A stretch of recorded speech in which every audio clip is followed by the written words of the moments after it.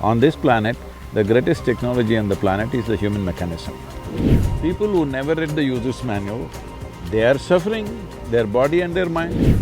Okay, the next question I'm going to ask might sound a little rude, and I apologize. It got me thinking about my own death and everything I wanted to do before my death. What are you waiting for? You asking why am I not dead? Say the entire left wing of the country is always trying to pull you down. What do you make of that situation when you're trying to do so much good and people are misinterpreting you? Unfortunately, it takes a certain amount of energy, time, resource to handle this. But see, they also enhance the message. A big aspect of being spiritual, I feel, is being loving. Dogs are really spiritual, is it what you say? Dogs are very loving. I have to ask you about the 30,000 kilometer bike ride you're doing. 30,000 kilometers is no joke. Maybe this is a good ad for Yogi back. If you get me 25 million Earth buddies, I'll take you on a ride.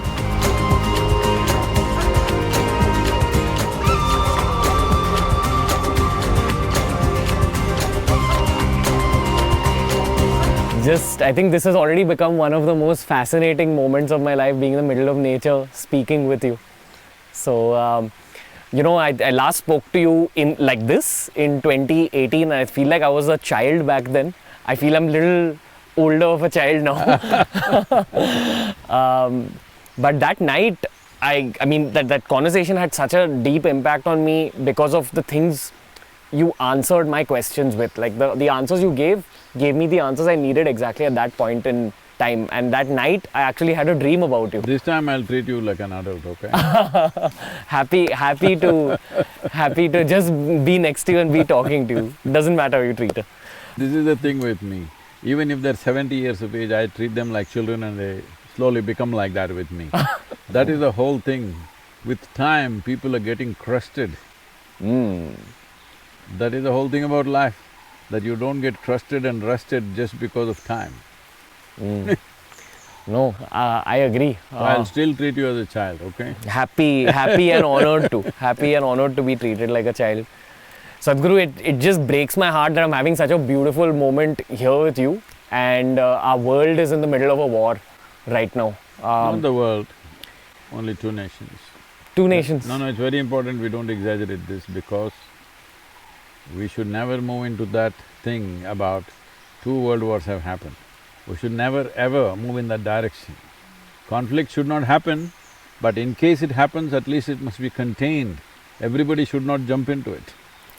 What do you think goes on in those few men's minds, the ones who are the decision makers? Why would you consciously choose to go to war? It can't just be for economic reasons, there has to be a thought of ego as well, I feel.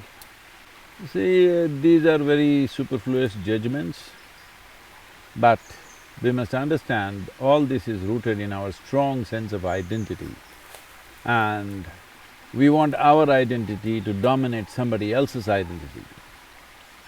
So nationhood is a very strong identity. The identity is consciously built and encouraged to a point that you're willing to shed your life for your nation, which is always considered a great virtue, right? If I'm willing to shed my life for my nation, I'm also willing to take your life for that. That is a natural process.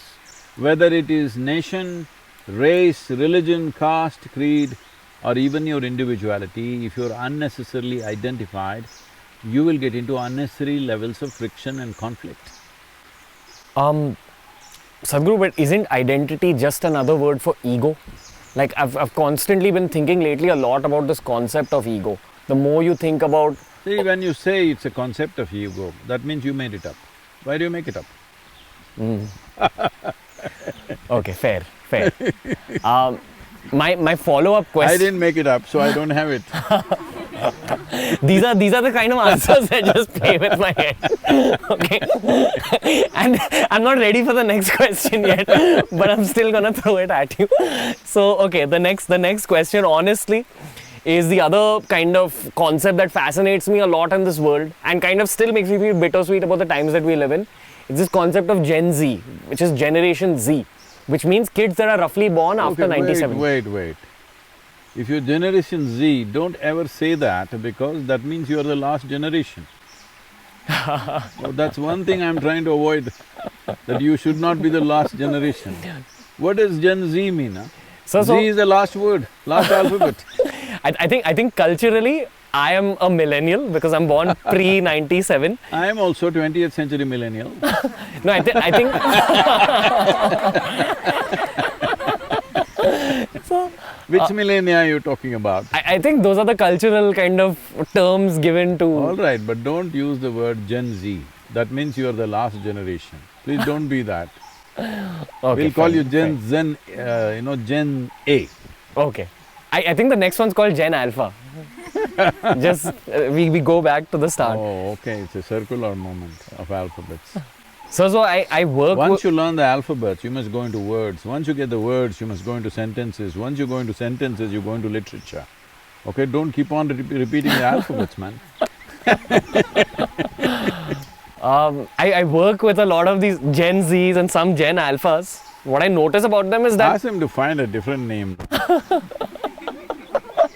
Gen Z is dangerous, huh? It means you're the last generation, don't do that. yeah, I think it's a cool sounding name, maybe in our heads as youth. But anyway, so the one thing I notice about them is that they're incredibly intelligent, far more intelligent than my generation was at that age, 17, 18.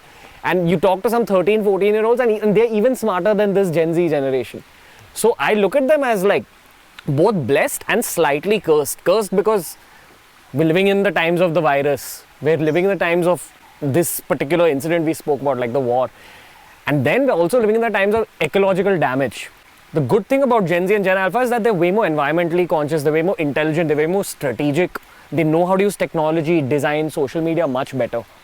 But I'm very curious to kind of think of their trajectory in this world. What kind of world are they heading into? See, every generation thinking they are special is a very bad thing. Unfortunately, every generation thinks they are special. So we come from the 60s. The 60s generation thought they are really special people, all right? And they became a disaster. Don't go in that direction because this thing thinking this generation is more intelligent, that generation is more conscious, it's not like that. Because by doing that, you're shirking your individual responsibility. What do you mean? See, you got to be smart. My generation is smart, what does it mean? Whether you're smart or dumb is the only question that matters, isn't it? Whether you're conscious or not is what our generation is more conscious. There's no such thing. This is the whole… People find 1,000 different ways as to how to shift the fundamental responsibility of being human to something else and something else. You're talking about Gen Z can handle their phone better than me. Maybe it's true because that's what they were born with. I could climb a tree better than any Gen Z, huh? Probably even now I can do it better. I can ride a motorcycle better than most Gen Zs. Huh? So what, I'm saying? Whatever was available to us in our times, we've become good with it. That doesn't make us smarter. So, what world are they heading into though? Like, what do you think is in store for us over the next 10, 20 years? Well, if they're only looking at the phone screen or the computer screen, they're heading into a wall. You need to look up and see where is life going around you. It's very important. You're misunderstanding technology and the screen space as a reality. No, technology is a wonderful tool, only if you use it consciously. If you become unconscious and compulsive about it, today in United States they've set up technology de-addiction centers, okay? Just like drug de-addiction, technology de-addiction. They're going crazy with technology. Technology has done wonders to me. We're doing 100 times the work that we were doing maybe 15, 20 years ago, simply because of technology. I think it's a great thing, but somebody else is suffering that. Human beings are even suffering their own brains, isn't it? If they didn't have a brain, they would be peaceful. Because they have a brain, they're saying stress, stress, stress. Because you don't know how to handle the highest technology which is here. On this planet, the greatest technology on the planet is the human mechanism. People who don't know how to handle it, people who never read the user's manual, they are suffering, their body and their mind. I have two follow-up questions to this. Yes, sir. The first one is, are you familiar with the whole Metaverse revolution that's happening? And the It's second… not a revolution. I've heard about Metaverse, I know what it means. Metaverse. Yeah, it's like virtual reality. Worse. That's the follow-up question. That's the I'm second not question. against any technology, I'm for it. Only if you know how to consciously handle it. See, right now, isn't this Metaverse? Yeah. Hello? That was the question. Like, you know, I just hope that the technologies of the future don't take us away from nature, because we are living in a beautiful simulation. Because you will be wearing those VR glasses and you will completely not look at the world. Yeah. See, right now, if you pay enough attention to this is super Metaverse, believe me. People have never paid attention. I've lived in jungles, spent weeks together just by myself. What's happening here? Not simple. Even today when I'm talking about the soil, everybody's saying, Sadhguru, how did you become an environmentalist? From where? I think it's quite vulgar to call yourself an ecologist, environmentalist, whatever. I'm not saying as a scientific terminology. Generally people calling themselves, because you are a part of the ecology. You are a part of the environment. How the hell did you assume that you're above it and you're going to fix something? You are part of it. You're just outcome of it, isn't it? What's happening in the soil and who you are is just a reflection, it's a consequence of what's happening there. So, we assume this distance, especially if you wear these VR glasses and walk around all the time, you will never see life around you nor experience life around you. So all you are having is like a psychedelic experience. At that time, during my time, everybody was doing that with LSD. Well, 12, 13 of my friends died doing these things. I thought… they always said I will kill myself on my motorcycle, but I'm still here. They did drugs and they thought that is better because they were seeing worlds that didn't exist, and many of them died. Others got sick. So, they were doing Metaverse with chemicals, you're doing Metaverse with technology.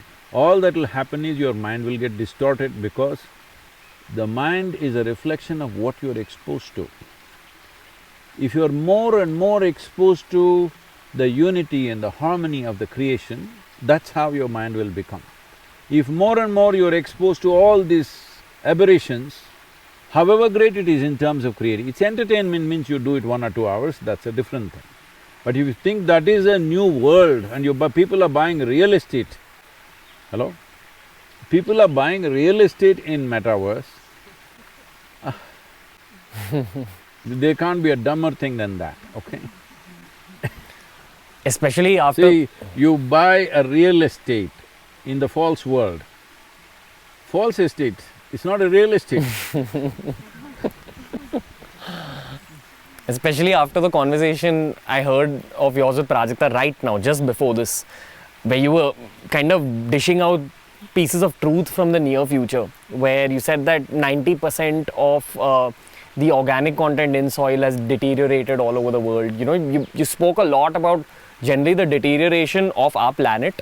I feel like that's the pertinent issue, but people don't focus on all the holes in the boat, they just focus on making the boat larger and larger. And you know, we're speaking about billionaires of the world like Elon Musk, all these people, they're trying to colonize Mars, they're trying to do all that terraforming, but here our planet is getting affected. And I feel that's the issue that Gen Z needs to talk about a lot more. Sorry, Gen whatever, Gen… but the younger folks need to know these truths. You can call it, instead of Z, a closer term would be C, Gen confused. That's not a popular thing to say, but I'm telling you, this is very important that you don't label yourself. Already people are putting enough labels on you. You are Indian, you are brown, you are white, you are this religion, that caste, this creed, all kinds of rubbish labels they're putting on you. Don't put one more label on yourself, because every label will restrict you in some way, isn't it? Will it not? Yeah. So don't put any labels. Why don't you just live here as a living thing, breathe and exist and reverberate at the highest possible level, that's all you can do with life. Rest is all your imagination. Do not misunderstand your imagination as reality, this is very important. If you confuse psychological reality as existential reality, you will suffer immensely in your life. This is what is happening to people. What is it that they're suffering? Or is somebody putting pins into your body? No, you're just suffering your own mind, isn't it? The greatest thing that's happened on this planet, if you ask me, in terms of technology and in terms of possibility, is human mind. But you suffer that all the time.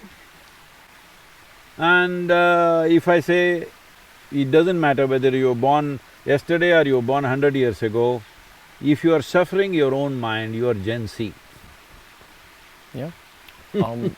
How do we get people generally to just be a part of the safe soil movement? After your chat with Prajakta, I've understood the significance of it. But my question, maybe this is a capitalistic question, but how do we actually grip people's attention and tell them, listen, this is what's wrong with the planet? See, first thing is, the younger generation needs to understand food comes from land. Your body that you carry, which matters to you, this comes from land, this is land. This is called human because this is a consequence of the humus in the land.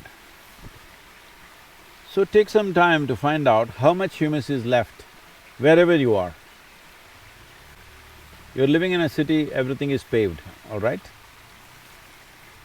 Paved land and plowed land, disaster on the planet. It is very important, soil is a recycle all the time. Dead life is going into it and life is coming out of it. The most miraculous thing about soil is this. The miracle of the soil is that nowhere in this entire universe is there a place where you can sow death and it sprouts life, bursts out with life. Bury something dead here and just see in a few days how much life will be happening around it. Tell me, show me one place in the entire universe where this can happen. So right now, the kind of things people are imagining up, making up in their minds is, about a week ago, there is somebody who's got a startup, okay? If you pay $1.7 million to him, when you die, you can book it right now. When you die, whenever you die, they will take your body and leave it in the space. Because there's no oxygen out there and there's no microbial life, your body will not rot, it'll just remain the same way. For millions of years, your body can float around in the space. Maybe you can catch a ride on some spaceship. I'm saying, the body that you carry is essentially soil. If you did not do anything eco-friendly, at least when you die, you must put it back where it belongs. Hello? That's the simplest thing you can do. But today, they're putting them in boxes and preserving them in buildings, like parking lots they've built for people to be stored in boxes. This box belongs to your grandmother, you can go and put flowers there. What is the point of preserving a dead body? It must go back, because we have no business, it's a loan that we have taken. We have to put it back when our job is done, isn't it? So, doing these kind of things is all coming from the ignorance of how life happens. Life, if you utter the word carbon, everybody thinks something noxious, something poisonous today because of so much talk happening in the social media about carbon, carbon dioxide, carbon monoxide. Carbon is life. You and me are carbon life. This tree is carbon life. Every animal is carbon life, isn't it? This entire world, life, the fundamental material for life is carbon-based. And right now, what you call as life on one level is just a whole carbon cycle. If there is a chain which is making something, let's say motorcycles have chains, these days these chains that we have today on these motorcycles, modern motorcycles, they don't give us so much trouble. Otherwise, when I was riding motorcycle, every 500, 600 kilometers, you have to check your chain because it'll become loose. If you ride like that, it'll come off and cause a disaster for you, okay? Every 600 kilometers, 700 kilometers, you have to check it. 1,000 kilometers, you have to take off a link because the material was such. Today, modern chains are made in such a way, we're just not bothered, we're simply riding. There also you must maintain, But when you're on a single trip, you don't have to bother. So a chain, any chain, is a cycle, like that. Any chain is only as strong as an individual link. You don't have to break the whole chain. If you break one link, it's gone, right? Right now, this chain, the carbon chain is going on, all right, to keep the life going. That's the only way life is going. But the agricultural soil on the planet, which is one big link in the chain, has become too weak.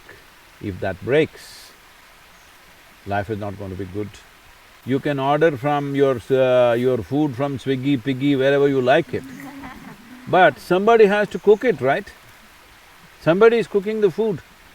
The delivery mechanism won't deliver it to you. Somebody is cooking the food, somebody is growing the food. Delivery can happen on technology app. Do not misunderstand the delivery as the source. You're eating food not because of a food app, you're eating food not because of a store, you're eating food not because of your kitchen, you're eating food only because of the richness of the soil. If you don't understand this, we will pay a serious price.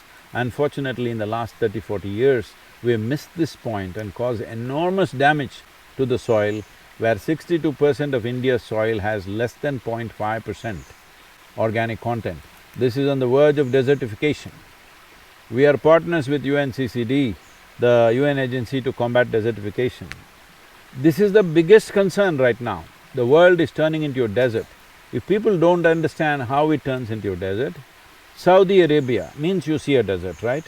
10,000 years ago, it was a rainforest.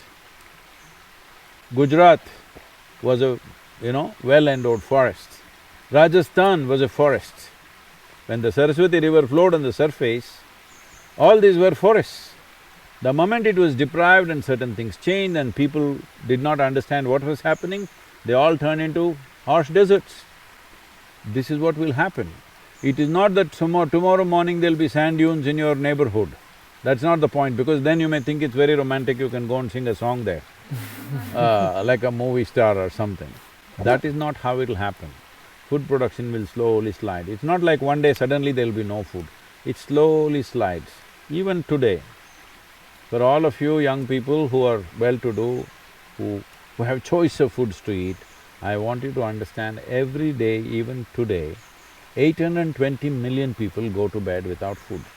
It's expected by 2032, nearly 1.5 billion to 2 billion people will be going to bed without food. It's expected by 2045, nearly 3 to 3.5 billion people will be going to bed without food. Is that what you want to do? And what makes you think it won't be you? What is the guarantee? It's not you. You always think these things happen to somebody else. No, it'll happen to you and me. I've been reading a lot of historians' work like Graham Hancock, Yuval Noah Harari, and they keep talking about how history is so deep that there's no way we can even know what happened before 10,000 years or 20,000 years. So I always think that maybe there were civilizations that actually made some wrong moves from an environmental perspective, and Mother Nature came to bite back. Do you think this is another cycle, just like that? See, it has happened. Not on the scale it's happening now, because now it's global. Mayan civilization collapsed because they overfarmed. Mesopotamia, one of the greatest civilizations in the world between two rivers, that collapsed because of overfarming. Rome as a civilization collapsed because of overfarming. Because those days there was no massive transportation systems like railways or ships and things like that, once they could not grow food, that city would collapse. You are not growing any food in Mumbai, all right, but you can get food from all over the world. But how long do you think it'll work? Without the needed food growing around you, how long will it work? And once there is a shortage in that source, they will stop sending food to you. Already it's happening to many places. Okay, the next question I'm going to ask might sound a little rude, and I apologize. I'll also be rude, no problem. That's fine. You're allowed to be rude, yeah. But and And I'm asking you this from the perspective of me studying a book called the Garud Puran lately, which speaks about death. So, Oh, you're thinking what punishment I should get, is it? no. It got me thinking about my own death and everything I wanted to do before my death. So all these campaigns you're taking on, be it Save Soil, be it Kaveri Calling, are you doing it from a perspective of you want to create an impact in the next 20, 30 years? Because you're doing some extreme stuff like the 30,000 kilometer bike ride, it's harsh on anyone's body. So it gets me thinking that, firstly, Sadhguru, it's a two-pronged question. I'm very sorry if this is coming off as rude, but I'm curious. Do you ever think about your own, your own moment in time? And secondly, how do you... My moment in time, I am fully sorted out on that. Completely sorted out. I don't have such bother at all in life. Do you think about it at all? No, because I will decide that moment. I'm not thinking it'll happen like that to me. What are you waiting for? Like, why… You're asking why am I not dead? Why have you not chosen it yet? Well, still the water is flowing. People around me are still thirsty to know and to grow. If they show little boredom in front of me, I'll be gone. They better know that. Yes, that's how simple it is for me. People who sit in front of me, if they show boredom, they think, what is he talking about? Well, I'll be gone. Again, this is going to be a slightly rude question, and I apologize to like everyone here. I see what you're trying to do. I've visited the ashram, I've come to Coimbatore, I've seen all the work that's going on, I've seen the energy of everyone. And there's a lot of good intent here, especially when it comes to the environment, especially… Not a lot of good intent, only good intent. There's only good intent here. And you have people in the world of politics, people in the world of media, I would even say the entire left wing of the country, always trying to pull you down. I feel those same people, there's pockets of it which try to pull me down as well. And by the way, I'm called Gen Z Sadhguru, which is like, I feel embarrassed. But, these kind of narratives are out there. So, how do you perceive all that, sir? Like, what do you make of that situation when you're trying to do so much good and people are misinterpreting you, they're trying to pull you down? Because I'm actually asking you this from my own perspective, if I could learn something. See, if you are very clear that what you're doing is significant for every life around you, other people's opinion means nothing. But I'm saying for 30 years plus, they've been saying the same things. They're not even creative, they're not able to come up with anything new. All right, same things they are saying. But they've not gotten anywhere because they have no substance. There's no substance to anything that they have said. So, it's unfortunate that they are in that state. But what I see is every daily mystic quote is there, daily quote. All these people are just waiting. One thing that they don't understand, suddenly all of them will get together and make the Twitter trend. I'm so glad, because every day they're reading my quotes, even people who are here are not reading. They're reading, okay. I'm saying every day carefully they're reading my quote. The day they don't understand, they think I made a mistake, and boom, they'll go. I'm glad. I've worked in prisons, both in India and United States. I've worked with hardcore criminals who have come for murder, rape, worst possible things that a man can do. For those things they have come. And I've seen significant transformation in their lives simply because of 2 days or 5 days of contact with me. These guys who are continuously following me, I'm very confident one day they will be very transformed. I wish them the best. But it's not just about the opinion, Sadhguru. I feel if you are in the middle of your own purpose, sometimes people will Yes, even… it unfortunately takes a certain amount of energy, time, resource to handle this. But see, they also enhance the message. Any publicity is good publicity. I don't think this is publicity, I've never looked for publicity. Actually, People may find this difficult to understand. I'm an extremely private person, really. I'm public because I consider all of them as part of myself, only in that sense. Otherwise, I'm not public in any sense. So, it takes a certain amount of, in your stride, a little bit of extra… It's like you're walking and somebody hangs onto your leg, you still have to walk, you walk, but they're lightweight. It's okay. I'm saying, whatever they've been doing for 25 years, they're not able to prove one point and say, okay, this has actually happened.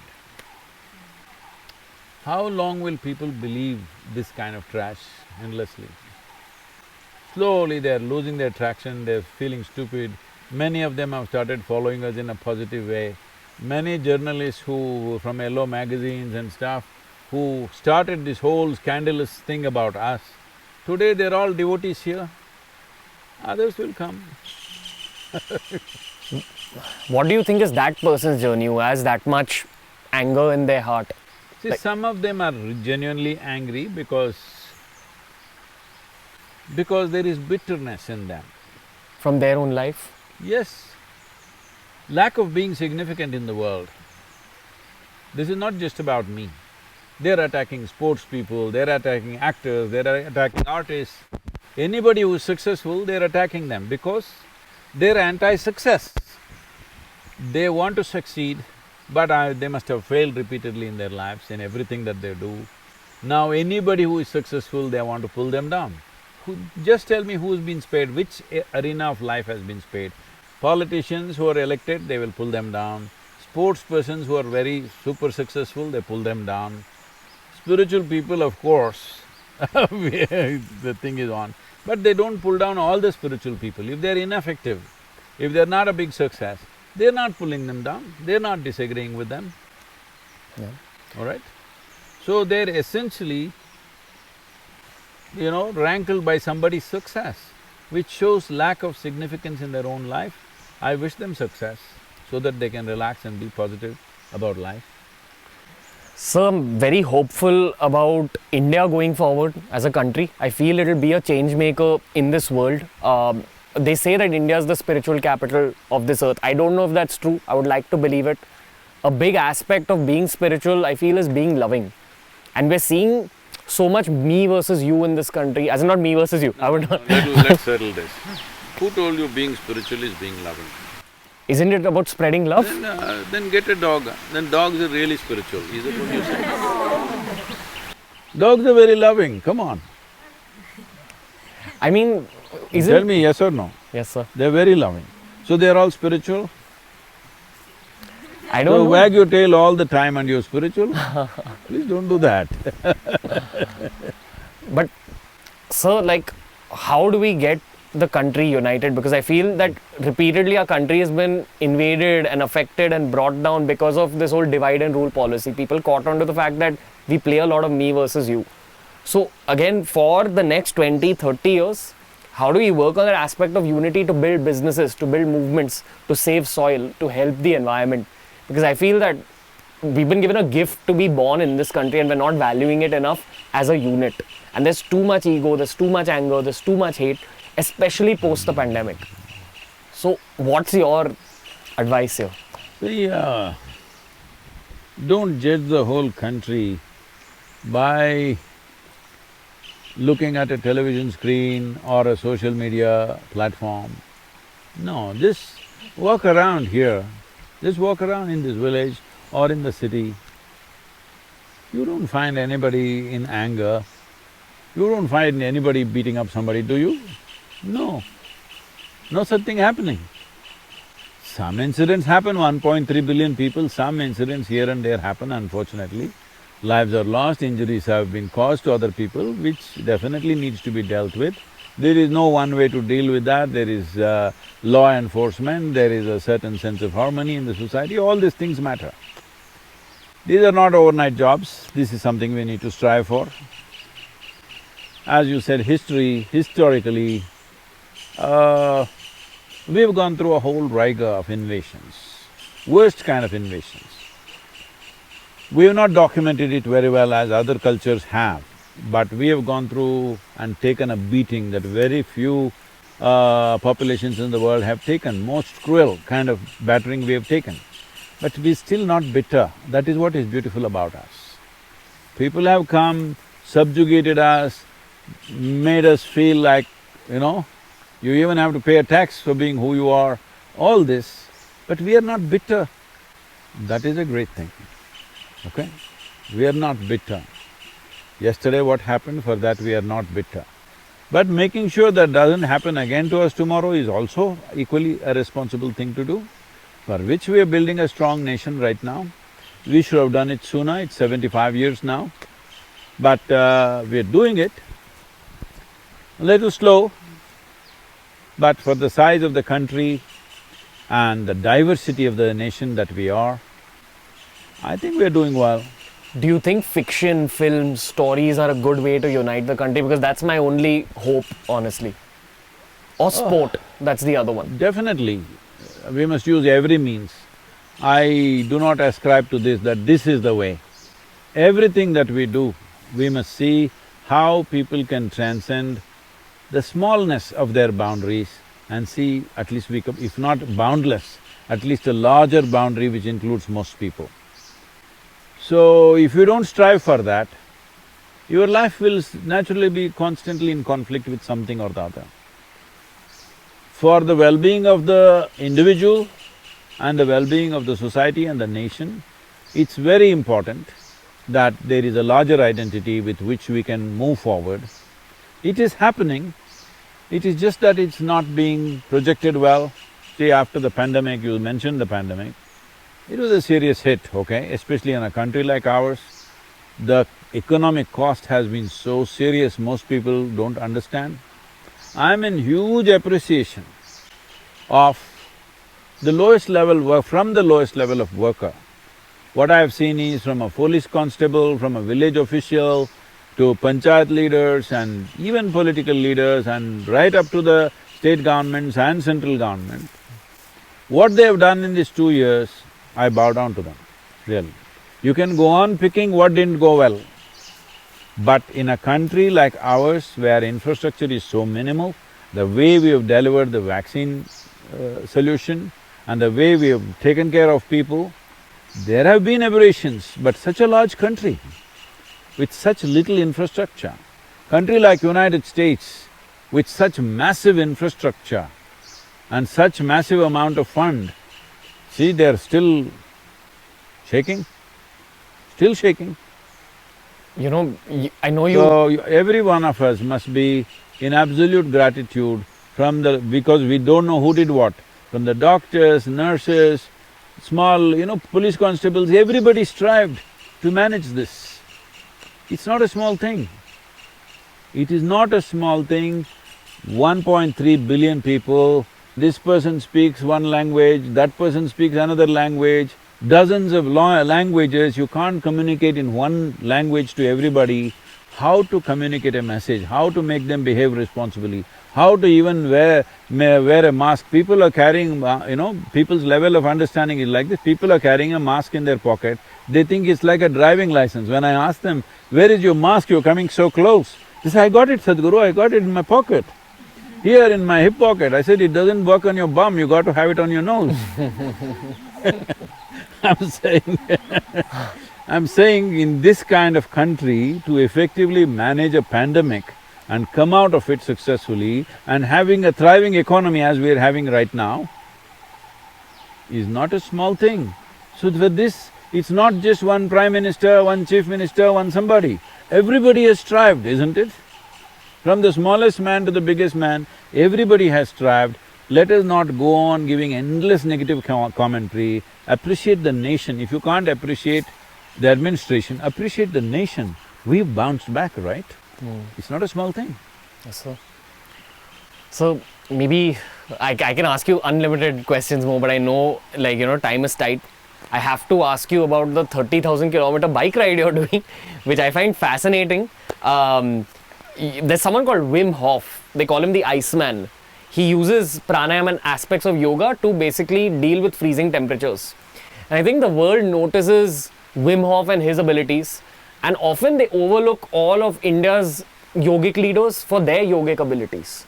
I know Wim Hof well, I've been in conversations with him, but I won't do any such feats. I mean, sir, but 30,000 kilometers is no joke. 100 kilometers starts hurting your back. I can't imagine what 30,000 kilometers is like on a Well, bike. maybe this is a good ad for yogic back. How's that, huh? What's your opinion on pain with respect to the journey in front of you and generally pain as a concept? Pain is not a concept. If you don't know that it's not a concept, I can cause some pain to you, you will know it's not a concept. It's a living reality when you get it. Hello? Can pain be controlled by the mind? See, pain is of the body. See, suppose this water is hardly 9 inches deep, all right, 9–10 inches deep. But you want to dive from the top of the tree. If there was no pain, you would have done it. Yes? If it breaks your head and still there is no pain, a whole lot of people would have done it. Right now, the only thing which is making you behave sensibly, at least in terms of your survival, is pain. Without pain, most people would not know how to survive either. So pain is a very good thing, it manages you. Even emotional pain? That you cause, because you want to be a tragic hero. Me? No. See, there is only physical pain as existentially true. Pain that you have in your mind and in your emotion is caused by you. You like to poke yourself. Why? Because you're a vain life. You have not found any other way to feel profound. Pain makes you feel profound. You're from Mumbai, cinema world, I'm saying. Without pain, no profoundness, isn't it? No artistry. See, people think they're profound because they're in pain. No, you're misunderstanding pain for profoundness, it's a serious mistake. If it comes in loads, then you will know what it is, all right? It'll destroy you, it'll mutilate life, pain, yes or no? Human beings have been destroyed not necessarily by a sword or a gun. They just break themselves down into pieces because of their own emotions and thoughts.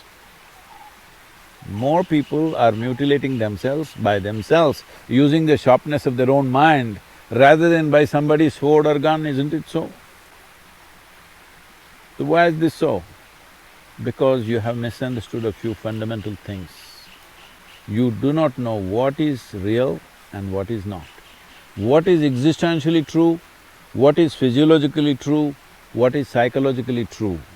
You have lost, the boundaries of this. Once you lose this, whatever you do, it'll hurt you. Just tell me one thing people are not suffering. Tell me one thing. Well, if they are poor, they suffer their poverty. You make them rich, they suffer the taxes. Yes. If they're not educated, they suffer that. Put them to school, they suffer that. They're not married, they suffer that. Get them married, oh. Don't tell me. No children, they suffer that. Give them children, daily suffering. Yes. So it looks like you're suffering every aspect of life. So we'll offer you death.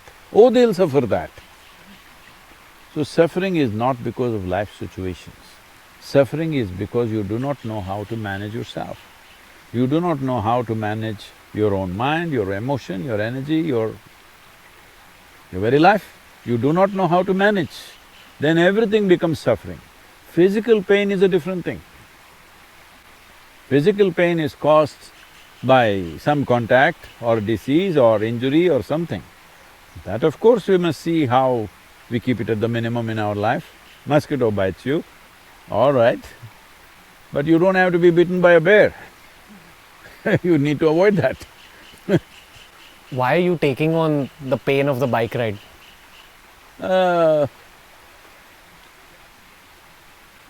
You are assuming that it's painful. It is risky, not painful, risky. One thing is I'm riding in the winter, European winter, northern European winter, where it's snowing, probably roads are icy.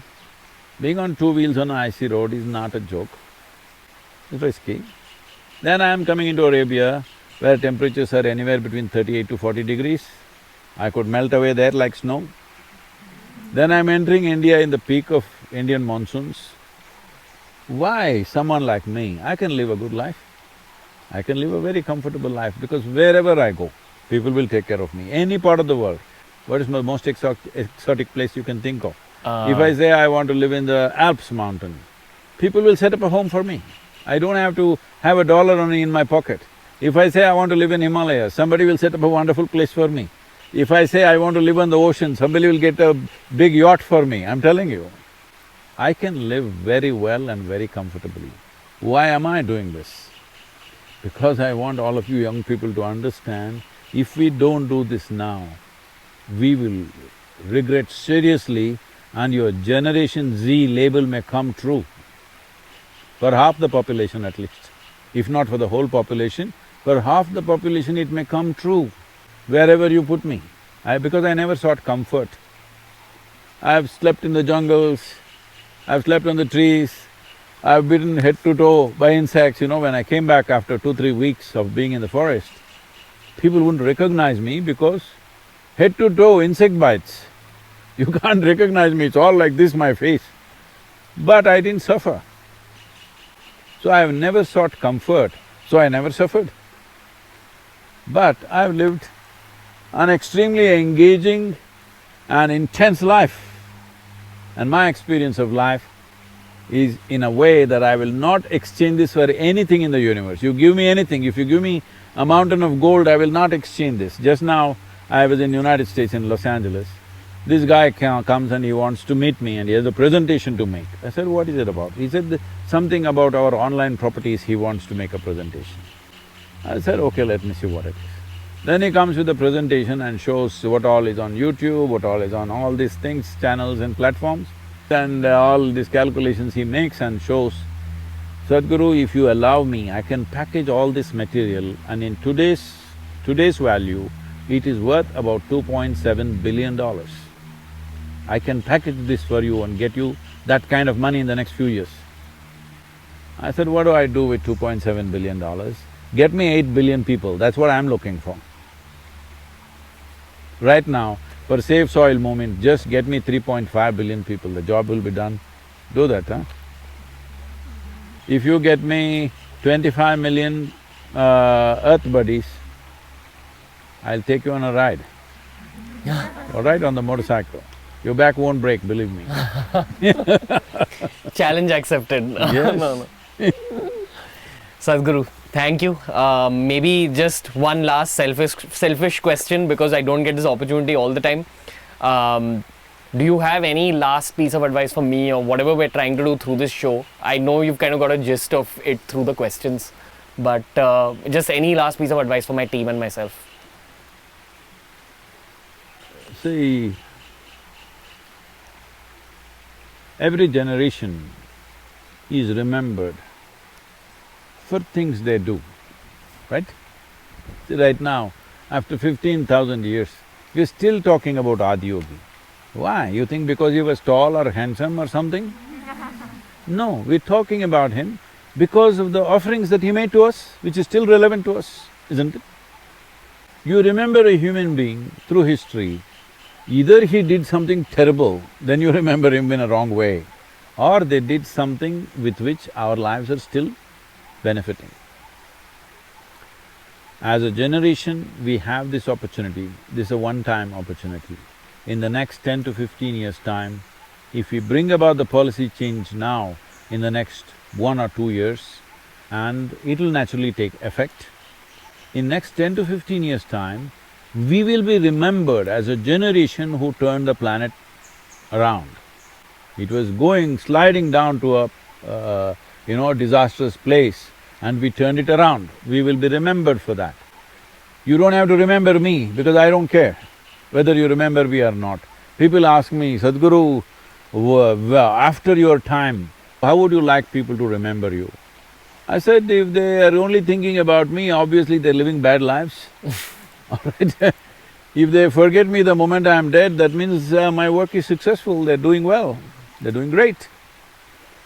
You always think it is ungratefulness which makes people forget. No, it's joy which makes people forget.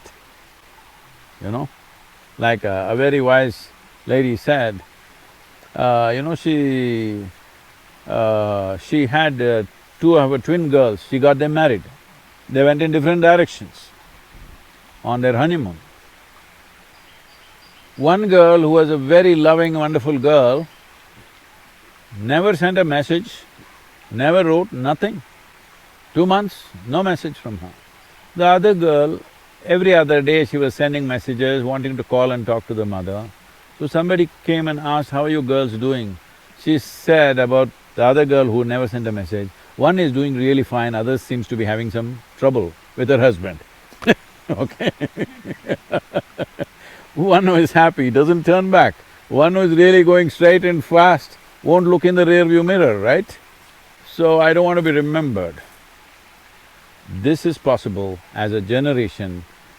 Say for example, even today in this country, we always talk about the freedom movement, all right? That generation which fought for this nation. Maybe if you were there, you would have also fought. That's a different matter, but you were not there. Somebody fought. We will always remember them, isn't it? Always remember them. 75 years, we still remember them. I'm telling you, even if it's 500 years later, we will still remember the people who fought for this freedom of this nation, yes or no? Similarly, right now, the facts are not all out yet, we will bring this out in many ways. In how many ways we are at the point of disaster, but we have the opportunity to turn around. You don't have to go and fix the soil. You just have to make your voice loud and clear that enough people means 60% of the world's electorate must speak. 3.5 billion people speak of soil for 100 days, from March 21st to 100 days. Do this, I will make sure every government in the world will bring soil-related policies into their policy system. I will do this because I am fully organized with that, UN agencies are with us, I am speaking at the COP15 in Ivory Coast, addressing 170 nations. We will do this, but people need to be there. If people don't care, why will the government do anything? Because the government is there only to manifest people's mandate, isn't it? If people's mandate is not about these concerns, they will not manifest that. That is the responsibility that you have. Use your Wi-Fi and a little bit of your brains. It helps. Thank you, Sadhguru. Namaskaram. Bow down to you and just thank you for the opportunity once again. Thank you.